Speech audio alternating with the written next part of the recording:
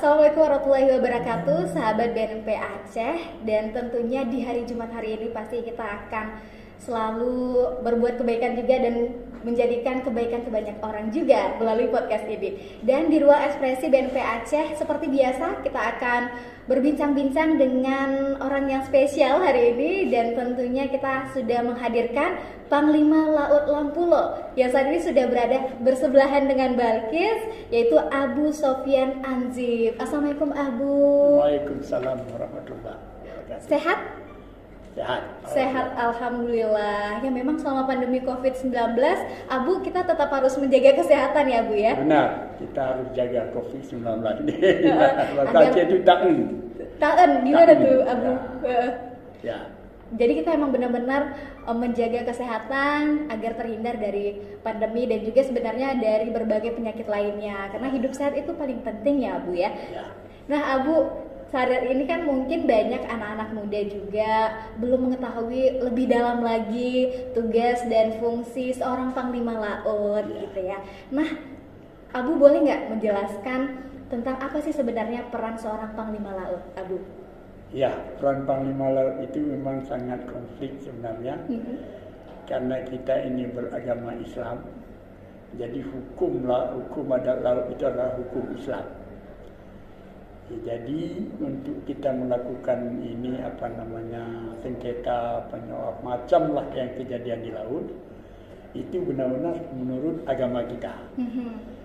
Dan kita padukan juga dengan peraturan pemerintah Indonesia.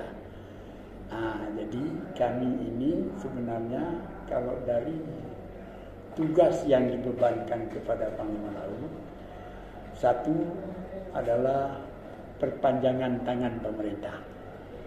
Kedua, kita menyelesaikan sengketa-sengketa adat atau adat laut. Ini yang di laut nih, kejadian tabrakan kapal lah, habis tenggelam kapal lah, ada yang disengajai, ada yang tidak disengajai. Jadi ini peran Panglima Laut yang menyelesaikan. Dan ada juga nanti kesejahteraan. Kesejahteraan itu juga dibentuk oleh Panglima Laut untuk kesejahteraan nelayan. Itu sangat penting. Sangat penting ya. Dengan sejahtera mereka, berarti mereka tidak membuat sengketa-sengketa lain. Sengketa-sengketa lain. Ya, jadi hukum kebersamaan namanya. Panglima Laut yang memimpin, masyarakat nelayan yang mendukung. Jadi saling bekerja sama, Abu ya? Iya, kerjasamanya erat sekali. Karena diputuskan oleh agama kita sendiri. Jadi kenanya hukum syariat Islam. Hukum syariat Islam. Ya. Abu, sebenarnya kalau lihat dari sejarahnya ini sudah sejak tahun berapa ada Panglima Laut? Itu lama sekali. Saya pernah duduk dulu, kebetulan saya punya kakek juga Panglima Laut. Beliau ceritakan ke saya sejarahnya hukum adat ini. Lahir di tahun 1363. Wow, sudah lama sekali ya. Sudah lama sekali. Jadi kita ini sudah ujung-ujungnya. Sudah tahun 2021. Panjang sudah umurnya. Jadi hukum itu tidak bisa diubah. Tetap begitu, tidak pernah berubah. Tidak pernah berubah. Bertambah ada. Semacam perpanjangan tangan pemerintah. Jadi kita sebenarnya ini yang duduk-duduk di situ harus orangnya benar-benar menguasai hukum syariat Islam.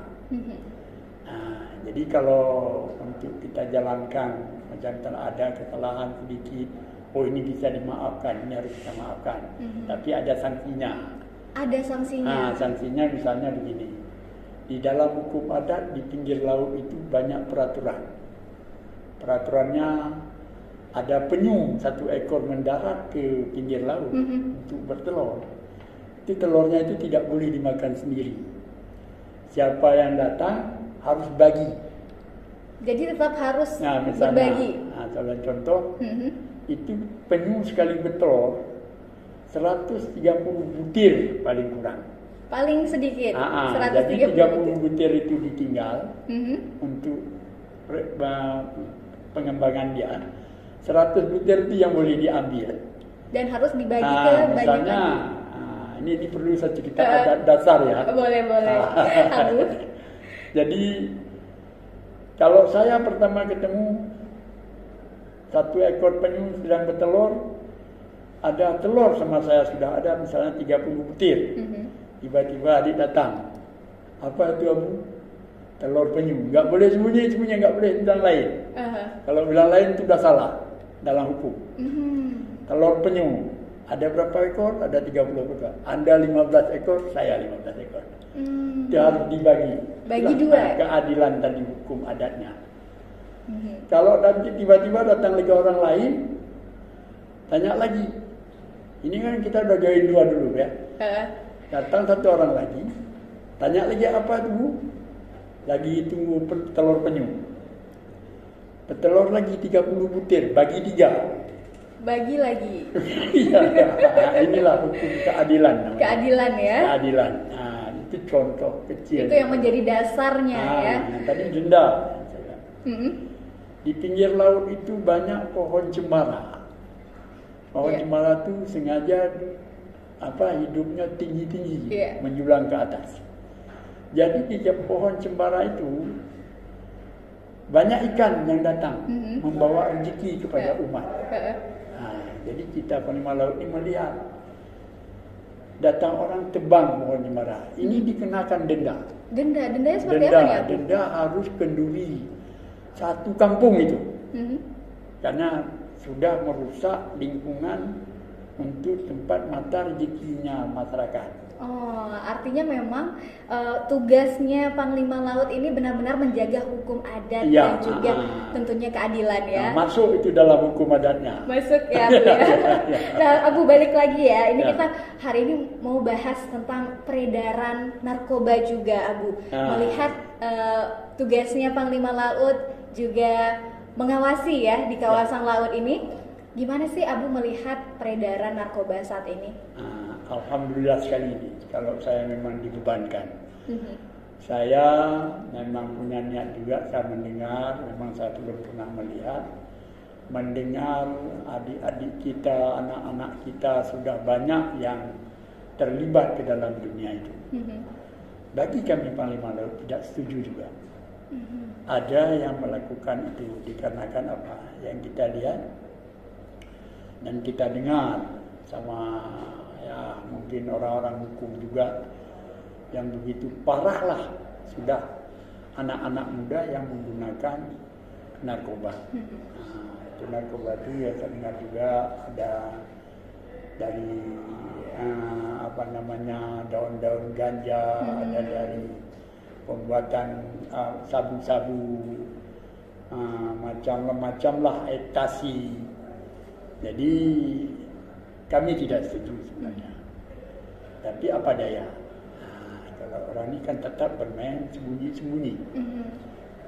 Jadi kami tidak setuju dan kami sudah sepakat dari lembaga adat kita itu tetap menjaga.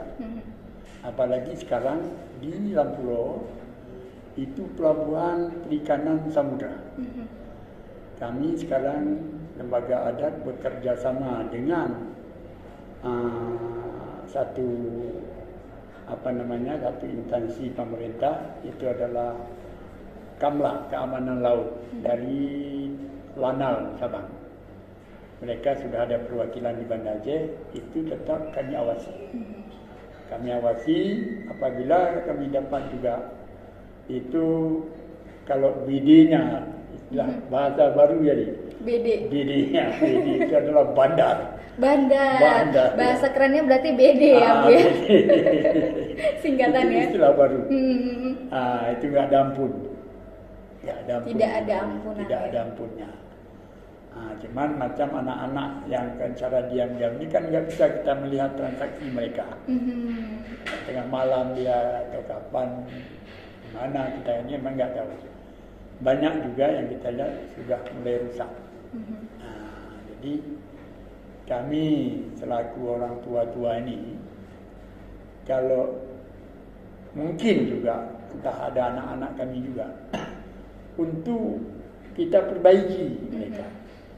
Nah, ini kita harus kerjasama sebenarnya, Panglima Laut dengan BNN ini. Iya. Ya, kita kerjasama supaya mereka itu bisa sadar tidak melakukan lagi. Nah, kalau hukuman kami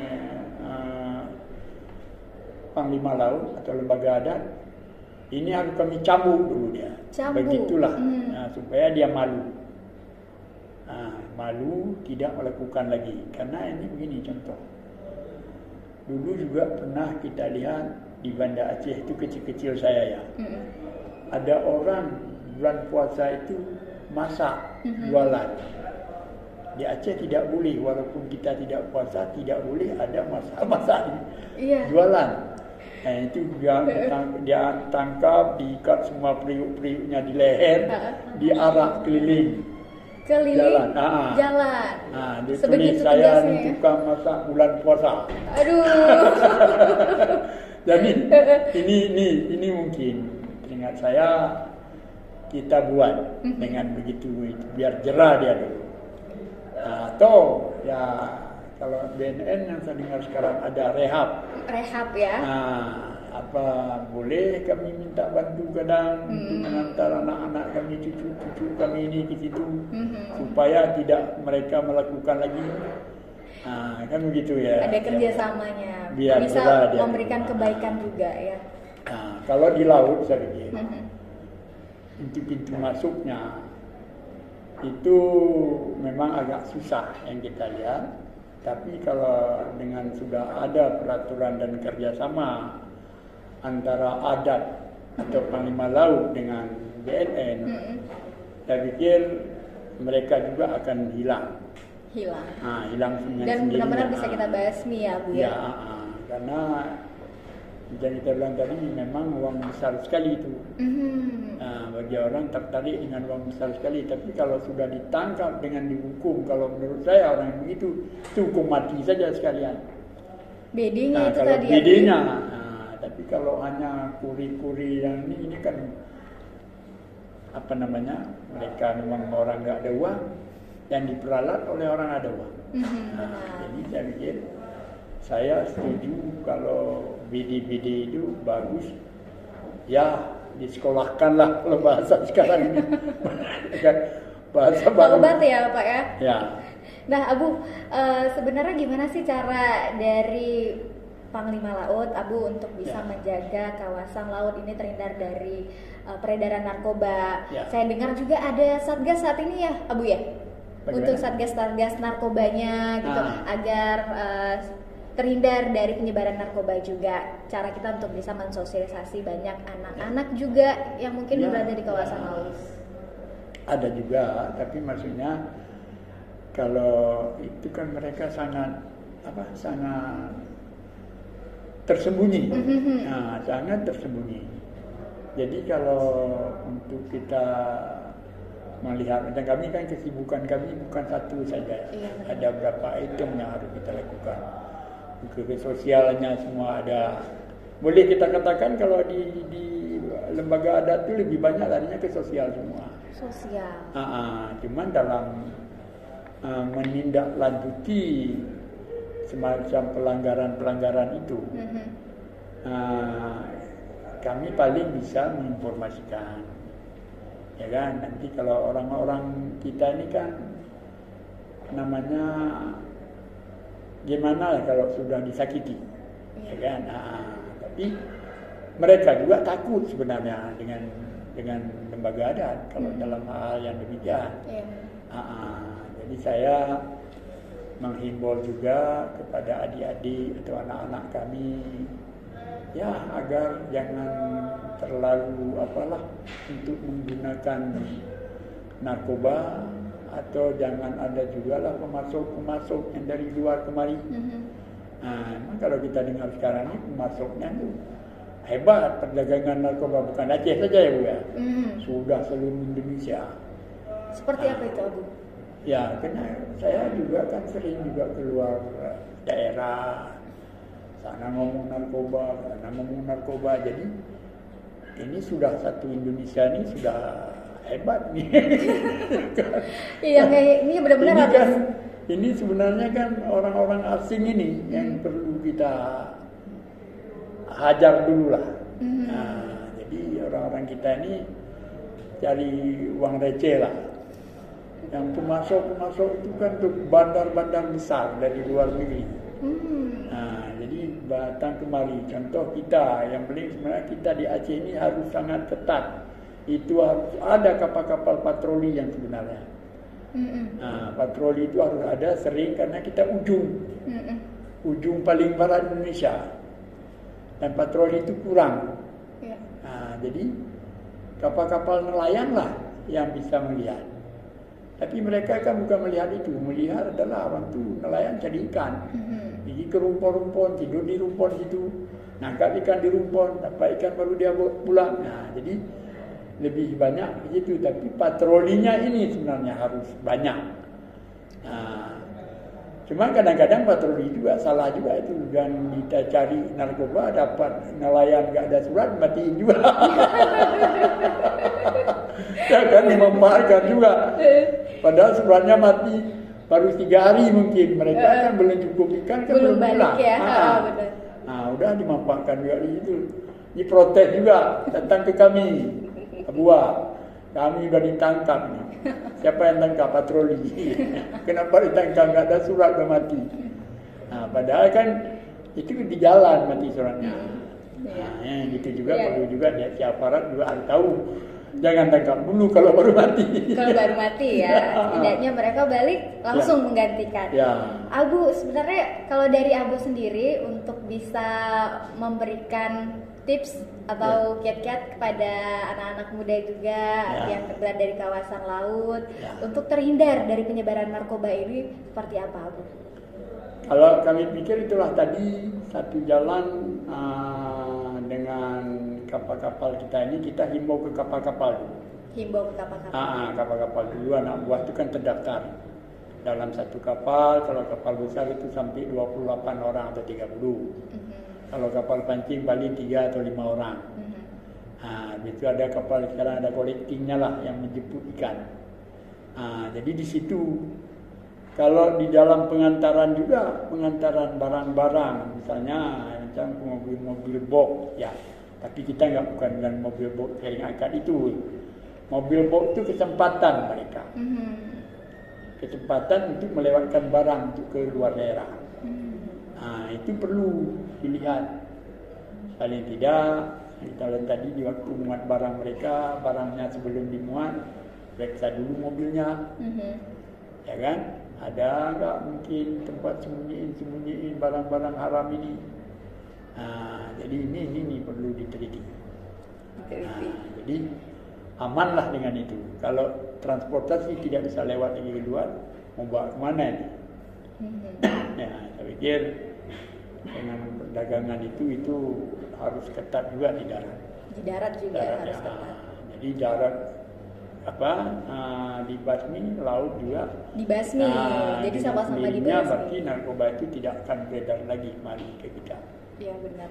Abu, sebenarnya kalau kita lihat selama ini di Lampulo itu ada nggak sih dimanfaatkan pihak-pihak dari pekerja yang di sana ketika diantar ikan mungkin dimasukkanlah narkoba itu, ada nggak pernah cerita seperti itu?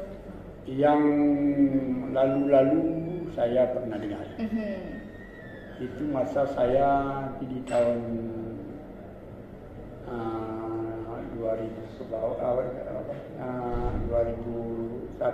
2020 ke bawah pernah dengar saya. Dikarenakan di waktu itu kan kita belum begitu ketat dengan bongkar muat ikan, masih kacau, baru pindah pelabuhan. Tapi kalau setelah ini sudah tidak pernah lihat yang ada masuk di situ ya. Kalau dengar-dengar di laut ada. Pernah kejadian kan baru-baru ini. Iya. Nah, itu sayang juga, saya lihat anak-anak saya juga, anak-anak nahoda-nahodanya itu bekas memang nahoda nelayan. Yang ditangkap di Jakarta itu. Jadi caranya macam sebelah tadi tidak di daratan. Sudah transit ke tempat lain. Jadi kalau untuk di Lampulo mungkin sudah ketat karena mereka sudah tahu kan situ ada airnya, situ ada kamlanya. Nah, siapa yang masuk dan sudah kerjasama pula kamla dengan lembaga adat. Nah, kita sampai jam 3 malam masih standby di situ. Kalau masuk dalam wilayah kita ya. Kalau dulunya sebelum Marak ada, karena nggak ada penguasaan apa-apa ya. Iya. Kalau baru-baru ini nggak ada lagi. Tidak ada lagi ya, Bu ya. Mudah-mudahan lah. Amin. Saya sudah 3 tahun ya. 3 tahun menjabat ya. menjadi penasehat Panglima Laut Lu Kurung Aceh. Kurung Aceh. Kalau dulu tahun 2005 sampai ke 2007 saya Panglima Lautnya. Jadi saya keluar negeri cari lebih bantuan perikanan semua. Ini saya tinggal sebentar. Itu saya nggak tahu bagaimana keadaan di Aceh karena saya di luar negeri. Iya, Bro. Jadi ini sudah pulang lagi, kita sudah terapkan lagi kita galakkan perikanan ini harus maju. Jadi saya pikir kalau ini sudah maju juga, itu dengan sendiri juga mungkin akan sendiri. Iya. Karena itu kan risiko besar. Iya, benar. Mati ujungnya. Iya. Nggak mati ditembak sama aparat. Mati sendiri. Mati sendiri juga mereka lakukan itu. Iya. Nah, Bu, kalau di kawasan laut sendiri proses sosialisasi mungkin apa yang sudah dilakukan untuk saat ini? Ya, kalau saya tadi berpikir himbauan-himbauan ini harus banyak, memang harus kita sebarkan. Kalau bisa memang mungkin kerjasama antar Panglima Laut. Ini harus kita bentuk dulu. Iya. Bentuk sesama.